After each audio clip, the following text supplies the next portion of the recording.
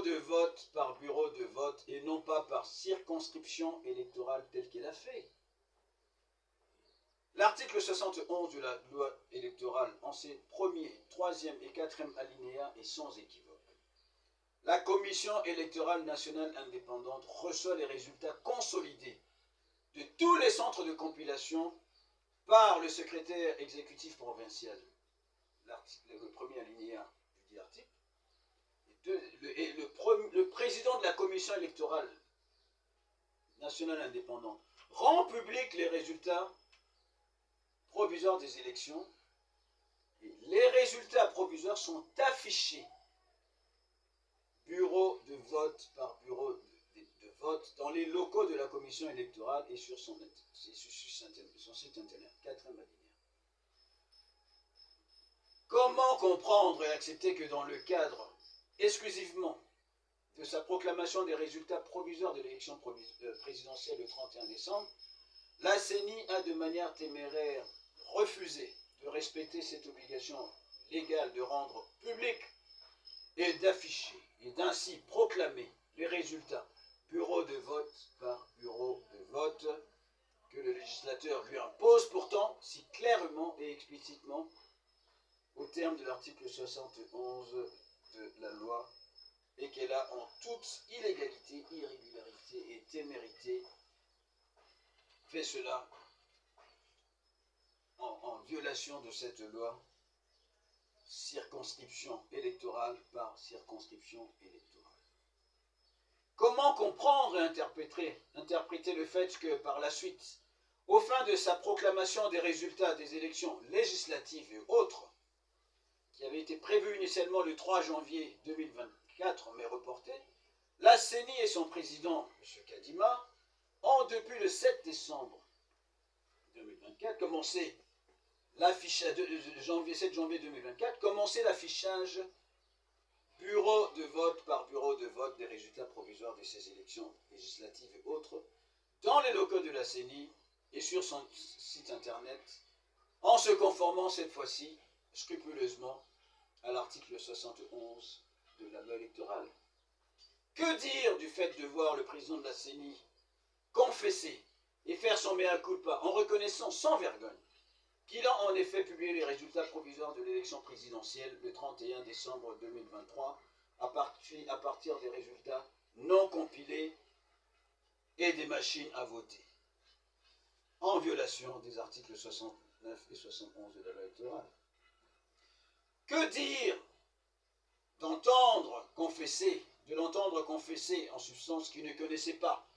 et ne savait ni le nombre de machines à voter qui avaient été déployées ou utilisées régulièrement, ni le nombre de bulletins de vote déployés ou utilisés, ni le nombre de bureaux de vote qui avaient été ouverts le 20 décembre 2023, ni ceux ouverts par la suite illégalement entre le 21 et le 26 décembre 2023, ni le nombre de voix de l'élection présidentielle provenant des machines de vote autres celles qui se trouvaient dans le bureau de vote le 20 décembre 2023, ni entre le 21 et le 26 décembre 2023. Comment comprendre et accepter la décision ainsi que les explications de la CENI et de son président alors qu'ils agissent autrement et en violation délibérée des articles 69 et 71 de la loi électorale lors de leur proclamation le 31 décembre 2023 des résultats de l'élection provisoire, de subitement reporter sine die la proclamation des résultats provisoires des élections législatives et autres qui étaient prévues le 3 janvier 2024, au prétendu motif que la compilation des résultats de dites élections était,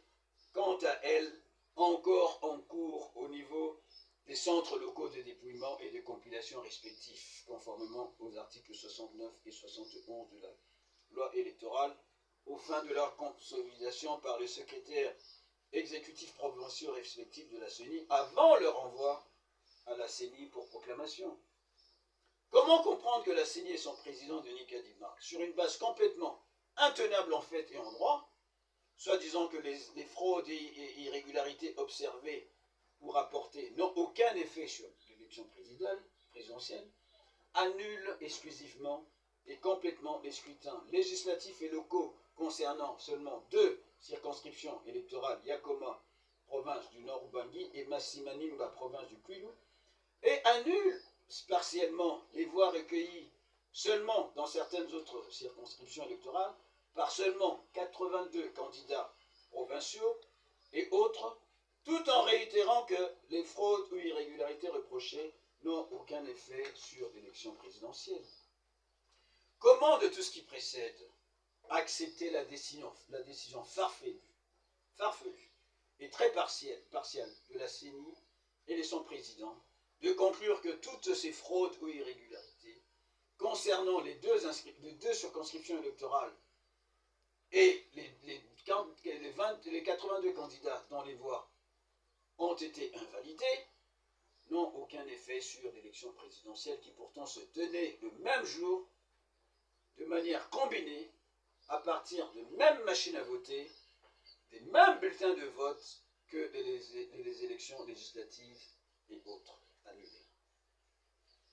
M. Denis Kadima et la CENI se croient-ils ou se croyaient-ils au-dessus de la Constitution et des lois de la République, notamment de la loi électorale? Monsieur le Président de la République, candidat à votre succession, proclamé élu, tous se sait et commencent à se savoir de manière plus précise, complète et irréfragable. Le modus operandi, c'est-à-dire le mode opératoire de la fraude électorale à tous les niveaux, notamment qui distribuait les machines à voter, à quelle fin? Il s'agissait de voter d'abord le candidat président numéro 20, Félix Antoine Tshisekedi, aux fins d'assurer d'abord sa réélection à lui, et lui assurer un deuxième mandat présidentiel, et ensuite, seulement ensuite, voter pour eux-mêmes en tant que candidats aux législatives et autres. Et qui devaient au premier chef donc profiter toutes ces fraudes aux candidats présidents de la famille politique des fraudeurs concernés. Ainsi, pour les 82 candidats dont les voix et résultats ont été invalidés, c'est ici et ainsi que les Romains s'empoignèrent. Ainsi les voix se délient, y compris pour pointer du doigt et accuser vos deux des plus fidèles lieutenants, M. Augustin Kabouya Chilumba, secrétaire général de votre parti politique UDPS, et Peter Kazadi Kakonde, vice-premier ministre, ministre de l'Intérieur et de la Sécurité. En somme, du banditisme électoral généralisé, systémique et sans précédent dans les annales d'organisation d'élections dites démocratiques en République démocratique du Congo. Une véritable honte pour tout Congolais et toute Congolaise et un désastre irréparable pour l'image du pays. En droit, la sanction de tout ce qui précède s'appelle annulation complète de toutes les élections générales concernées. La seule alternative ou correction légale est bien évidemment celle que propose depuis le 24 décembre 2023 la mission d'observation électorale conjointe MOE-SENCO-ECC,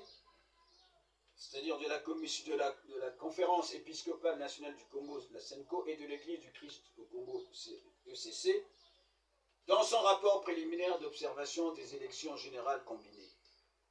Conformément à l'article 52 de la loi électorale, la CENI ne doit et ne peut prendre en compte,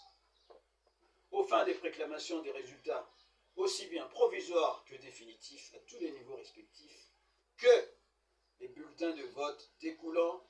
de votes qui avaient été exprimés de manière régulière et non pas frauduleuse, exclusivement le 20 décembre 2023, de 6 h du matin,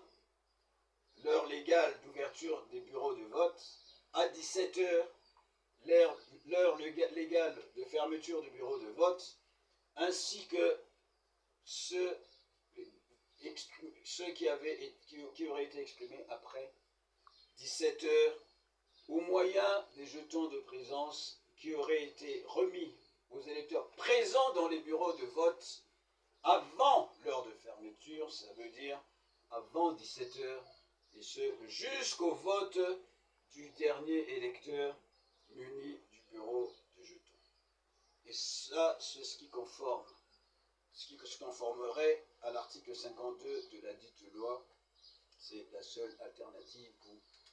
correction légale. Cela étant, les victimes de toute cette fraude générale et barbare, de toutes ces élections chaotiques, doivent-elles, telles que notamment vous et vos partisans, leur indiquer inconditionnellement, se tourner impérativement vers la justice de notre pays? Mais de quelle justice parlez-vous? De quelle justice parlez-vous? Et pour quelle justice? Comment, dans cette perspective